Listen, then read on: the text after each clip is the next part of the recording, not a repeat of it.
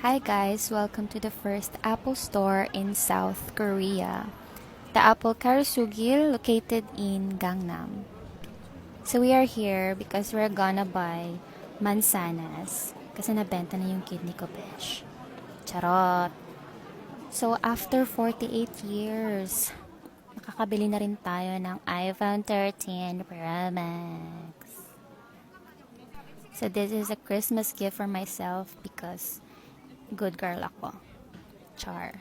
So I asked the gwapong kuya there if may stock pa sila. But unfortunately, wala nang stock. So I have no other choice but to purchase it online. So they helped me. The staff there are very accommodating, charming, husband material, charot. Ang bait nila, and they also speak English. So a little tour of the store, mga anik-anik. So they said dadating yung phone like December 9 to 11. Pero excited si Apple. Dumating siya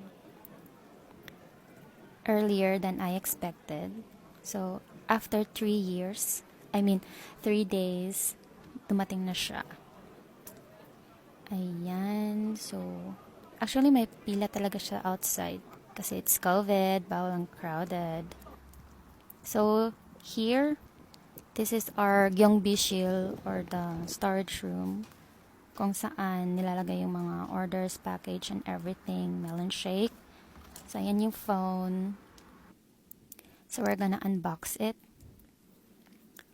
So, I chose the color Shara Blue because wala lang, trip ko lang. Chos. It's cute kasi, and my phone before, it was silver.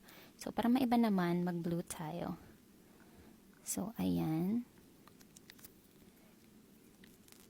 Wow, satisfying. So, thank you, self. And Merry Christmas. Bye.